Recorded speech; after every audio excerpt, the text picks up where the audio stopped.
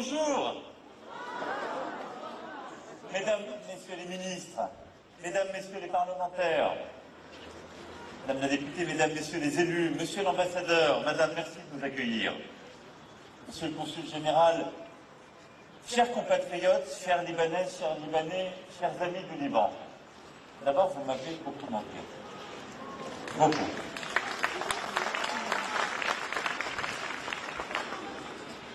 Mais je vais y revenir plus souvent, mais nous attendions tous et nous nous battions tous pour que quelque chose se passe. Et en ce début d'année, il est encore temps de vous présenter tous mes vœux à vous, à vos familles, pour l'année qui s'ouvre, et de présenter tous mes vœux au Liban et à tous ceux qui en partagent la cause. Oui, nous nous parlons et nous nous retrouvons à un moment où le Liban tourne une page de son histoire. Et c'est pourquoi je voulais être à vos côtés, aux côtés des Libanaises et des Libanais, pour redire l'amitié et le soutien de la France. La France, comme vous le savez, a toujours cru dans le Liban uni, souverain, maître de son destin. Et aujourd'hui, les vents ont tourné, et depuis le 9 janvier, avec l'élection de Joseph Aoun, puis quelques jours plus tard, la désignation d'un Premier ministre, Nawaf Salam, l'espoir est là.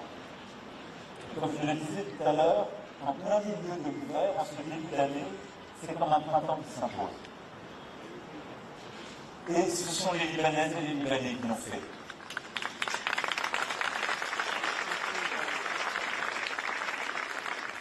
Alors il nous faut saisir cette occasion formidable. L'espoir est là, l'espoir revient. Et en effet, après tant d'années de crise, le retour de la guerre, des bombardements ces derniers mois, c'est la possibilité de la restauration d'un Liban souverain, d'un Liban et d'un État au service de tous les Libanais qui revient. C'est ce Liban que nous aimons et dans lequel nous croyons. Alors cet espoir, c'est aussi le nôtre. Et je crois pouvoir dire qu'il est partagé par tous les amis du Liban qui sont là aujourd'hui. Celui d'un nouveau chapitre, celui d'un nouveau pacte, celui que nous appelions de nos voeux et qui est en train d'arriver. Je sens étant parmi nous ce soir, je l'ai senti ce matin, j'ai été dans les rues auprès des gens qui ont tenu pendant des années si difficiles,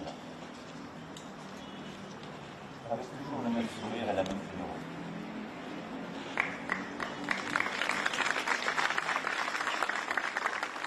Alors oui, ces dernières années ont été difficiles, ce n'est pas à vous que je vais le dire, et au moment où je veux à vos côtés célébrer l'espoir qui revient, où nous voulons soutenir ce nouveau chapitre, je vais commencer par vous dire la fraternité, la solidarité, l'amitié de la France à l'égard de tous nos compatriotes qui ont partagé ces années si difficiles du Liban et des Libanaises et des Libanais qui ont vécu ces dernières années ici.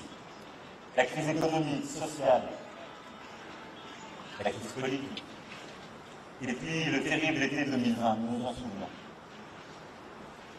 En effet, 2 jours après l'explosion du port de Beyrouth, j'étais venu à vos côtés, nous étions ensemble. J'avais pris l'engagement que la France serait toujours là et qu'elle ne lâcherait rien. Et nous avons tenu parole. Vous n'avez rien lâché.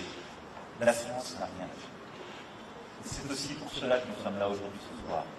Et que ce souffle d'espoir a perdu. Parce qu'aucun d'entre nous n'a rien lâché. Et je veux dire qu'en adressant à vous aujourd'hui, je n'oublie aucune des victimes, aucun des blessés, aucune des familles perdues. Et que nous continuerons de nous battre pour que justice et transparence soient faites. C'est essentiel.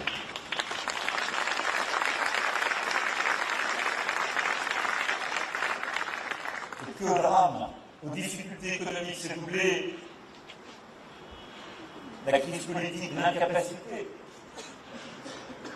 à élire un président, l'instabilité qui allait avec, les désordres de la région, et puis ces derniers mois, le retour de la guerre.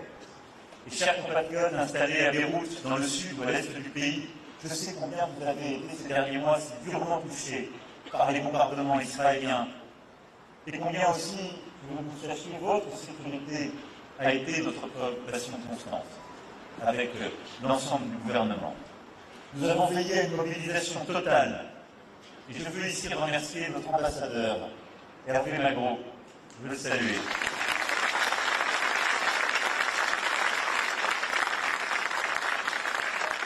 Et avec lui, toutes les équipes de l'ambassade, du consulat général, les chefs d'îlots pour leur mobilisation au plus près de vous. Évidemment, votre député des Français, cher Amélia, de l'étranger, et vos représentants élus, vous toutes et tous, vous avez été formidablement mobilisés. Dans ce moment, je sais, c'est difficile. Vous aviez peur. Les murs ici tremblaient. Les drones, encore longtemps, ont continué. Vous avez fait une très bonne à voler. Où le pire est advenu, où les déplacés, qui vivaient le drame et la misère étaient là, aussi bousculant la capitale et où beaucoup ont vécu le pire. Pendant cette période, nous avons déployé des moyens en renfort. Cette ambassade a porté assistance à nos compatriotes tout au long de la crise, a facilité le retour de ceux qui souhaitaient rejoindre la France, avec la mise en place de vols commerciaux supplémentaires, le recours à des moyens aériens militaires, en répondant à près de 5000 appels téléphoniques. Je veux vous le dire ce soir, je sais combien aussi, vous savez dire que j'ai ressenti la même chose. Mon cœur est de l'interruption des vols.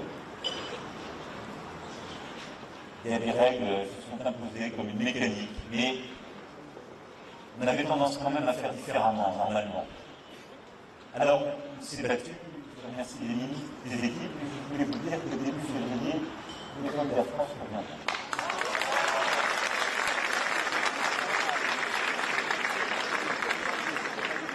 Mais en évoquant évidemment la mémoire de cette période, j'ai une pensée singulière pour nos deux compatriotes, décédés à la suite de ces frappes dans l'effondrement de leur habitation. Je pense à eux, à leurs proches. Pour nos compatriotes déplacés, qui durant 2 mois ont dû trouver des solutions d'hébergement alternatives loin des zones de combat, qui pour certains d'entre eux ont perdu leur logement, détruit par les bombardements. Vous avez été notre préoccupation de chaque instant, vous qui avez été sous les bombes, vous qui avez eu peur pour vos proches, vos enfants, vos amis, mais vous n'avez rien lâché. Rien. Et la France, le gouvernement de France, non. Et vous savez, la France s'est mobilisée dès l'explosion du 4 août. Nous avons tenu nos engagements. Ceux que j'avais pris auprès de vous ici même, et en août et début septembre 2020. Nous avons soutenu dans la santé, par le soutien aux hôpitaux, dans l'éducation, par la reconstruction des écoles, via les bourses pour des milliers d'étudiants libanais, la reconstruction aussi des logements, des commerces. Nous avons essayé de parler aux plus urgents, là où les institutions ne pouvaient plus répondre aux besoins les plus concrets. Et c'est l'occasion pour moi de rendre hommage à ces fonctionnaires soucieux de l'intérêt général qui, au Liban, ont eu la lourde tâche de faire tourner les administrations alors qu'ils n'avaient parfois pas les moyens de leur action. Et je veux ici remercier toutes les équipes, à Paris, ici, à l'ambassade, l'ensemble des services, l'AFD, tous vos partenaires, la Voix d'Orient, Seigneur, vous étiez à nos côtés, tout ce qui a été fait aussi aux côtés des écoles avec la mission de Charles, et tous nos partenaires qui sont là, je sais au combien nous avons recroisé ce qu'a fait Alice pour la restauration du patrimoine. Voilà, c'est toute cette espèce d'entraide formidable et de mobilisation de la France par ses services, par ses opérateurs, par ses partenaires, par toutes les ONG et les associations en soutien. Nous en avons vu beaucoup ce matin. Et je crois que nous avons collectivement fait œuvre utile. Mais nous avons été là et nous avons tenu. Nous avons, depuis le 4 août 2020, organisé 4 conférences pour le Liban. Nous nous sommes battus pour que la solidarité soit là, pour mobiliser la communauté internationale et encore en octobre dernier, pour le soutien humanitaire et militaire dans le moment le plus terrible. Tous les déplacements, j'ai mobilisé et appelé l'attention de tous pour le Liban, les Libanaises et les Libanais. Et donc, vous voyez, personne, aucun d'entre nous n'a cédé. Nous n'avons rien lâché. Irréductible. Parce que nous avons continué de croire que cet espoir était possible. Et c'est pourquoi aussi nous nous sommes battus ces derniers mois. Nous nous sommes battus pour obtenir le cessez-le-feu. Dès les premiers jours, nous avons mobilisé tout le réseau diplomatique, multiplié les efforts. Nous avons tenté, en marge de l'Assemblée générale, avec le président Biden, de conclure une première fois.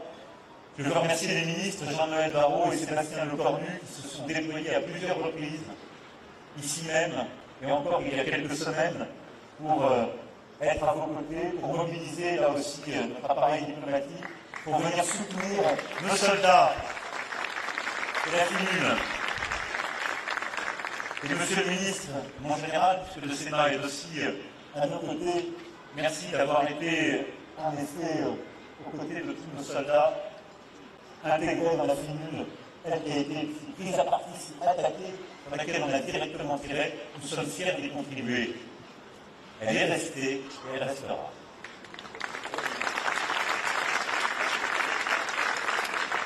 Et puis oui, par cette mobilisation diplomatique inédite, nous avons obtenu, par ce parrainage avec les États-Unis d'Amérique, enfin le cessez-le-feu, les États-Unis et les Français étant embarqués dans ce mécanisme de suivi qui nous a permis d'obtenir ce résultat.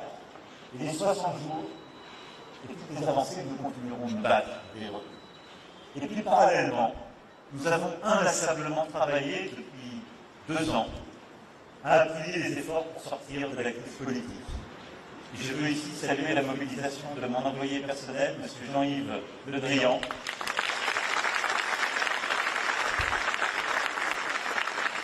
dont les multiples voyages, le travail avec les équipes diplomatiques et nos partenaires de la région et américains a permis de dégager les voies du nouvel équilibre politique qui se dessine aujourd'hui. Alors oui, nous y sommes. L'espoir renaît, le printemps est un peu là. Et donc il nous faut maintenant nous tourner vers l'avenir. Et au fond, quand on regarde de devant, c'est une nouvelle période qui s'ouvre avec beaucoup d'espoir. Celle qui nous permet de croire et d'œuvrer pour un Liban plus souverain, plus prospère, plus uni. Et c'est cela ce que nous allons faire.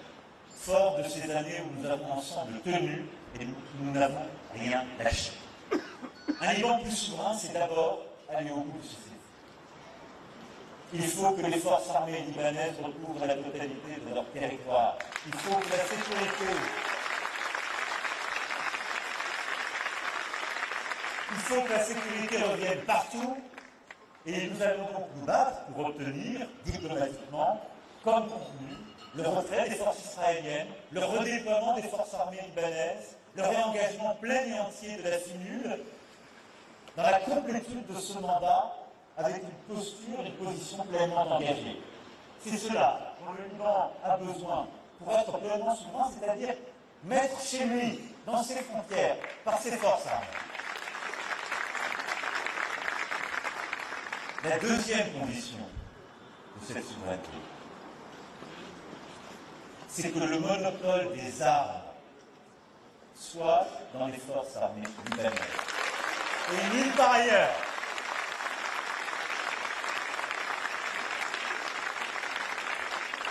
Le président Aoun l'a dit avec une grande clarté dans son premier discours. Aucune concession, aucun mauvais compromis, aucune compromission. Rien ne justifie, ce sont les termes mêmes des résolutions onusiennes que tout le monde convoque à tout bout de temps. Rien ne justifie que quelque groupe que ce soit puisse détenir des armes et concurrencer les forces armées libanaises seules légitimes.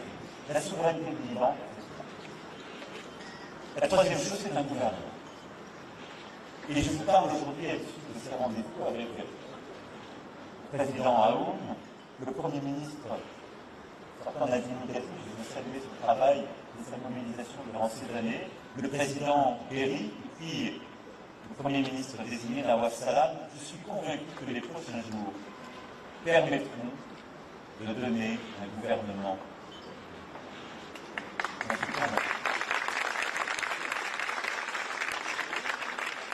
La souveraineté, donc, vous l'avez compris, la France s'engagera pour soutenir les forces armées libanaises, mobiliser le soutien international, continuer la formation, obtenir la mise en œuvre de ce qui a été signé lors du cessez-le-feu, et aussi garantir à l'égard de tous les partenaires de la région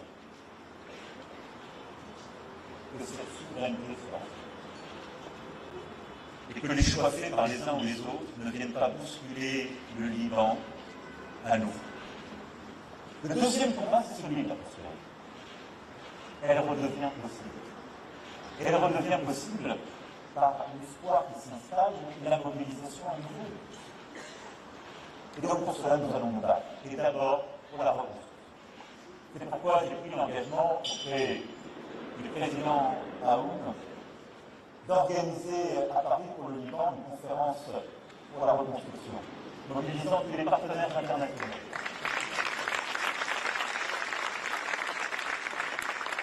J'ai commencé à en discuter avec le prince héritier d'Arabie Saoudite. Nous allons mobiliser évidemment la région, l'Union européenne, qui sera là au rendez-vous aux côtés de la France, les États-Unis, tous les amis du Liban, ils sont nombreux, nous le savons, pour pouvoir financer cette reconstruction indispensable, celle de tant de villages, de tant d'habitations.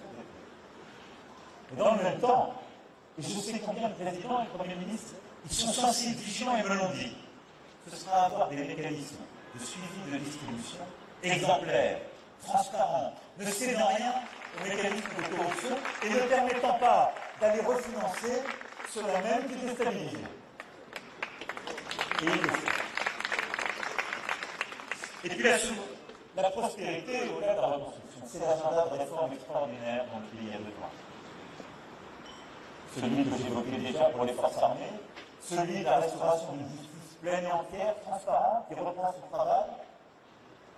J'ai évoqué le corps et le catholique, mais c'est bien au-delà, c'est celui de la lutte contre la corruption, c'est celui de la réforme de l'énergie, c'est celui de la réforme du système bancaire, enfin, qui permettra aux capitaux de revenir et du redémarrage des grands projets, des grandes infrastructures dont le pays a besoin.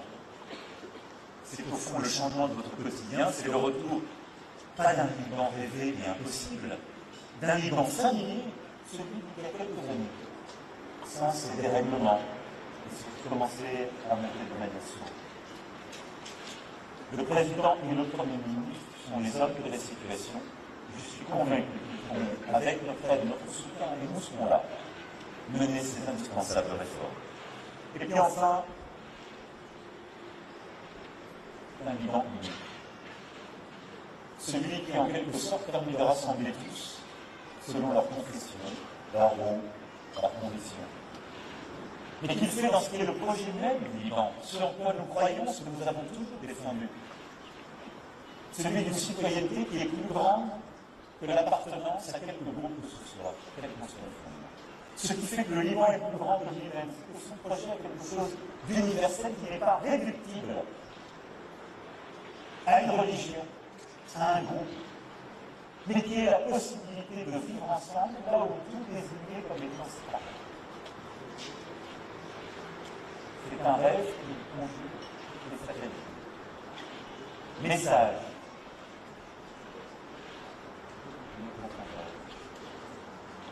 Promesse plus grande qu'elle-même.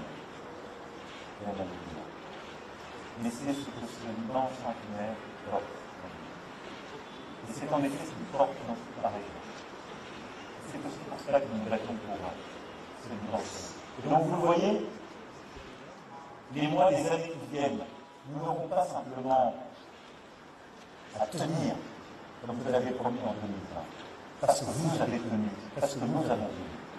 Mais nous aurons à faire grandir l'espoir et à faire que ce printemps de début janvier 2025 soit une saison qui ne s'arrête pas et que les espoirs nés ces derniers jours puissent pleinement continuer de s'épanouir parce que le pays le mérite. Voilà, mesdames et messieurs, ce que j'étais venu vous dire ce soir. J'ai en mémoire ces heures passées à vos côtés le 6 août, puis le 1er septembre 2020. Cette volonté que nous portions, cet espoir, un moment déçu, mais qui ne nous a rien enlevé de l'esprit de conquête et de combat. Et ce que nous portions alors, c'est en train, je l'espère, d'avenir. Une promesse tenue, une promesse en train de se tenir. Celle d'un Liban souverain, libre, indépendant, plus prospère et plus uni. Je me souviens comme hier, la sœur, nous étions avec vous, par chez vous. de la petite Tamara qui avait perdu sa maman quelques semaines plus tôt. Elle me remettait une broche, figurait ce vivant, et évoquait la mémoire de sa maman partie une semaine avant. Ce vivant n'a jamais quitté mon cœur.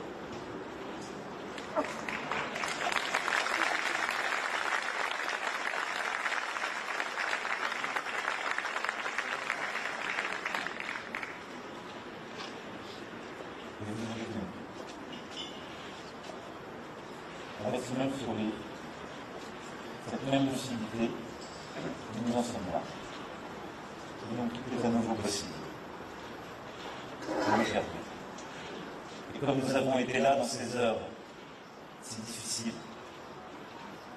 la France sera là, du côté des Libanaises et des Libanais, dans ces heures d'espoir, qu'elles deviennent des heures de succès. Alors faisons-le, ensemble. Vive la France, vive le Liban, et vive l'amitié franco-libanaise. Merci.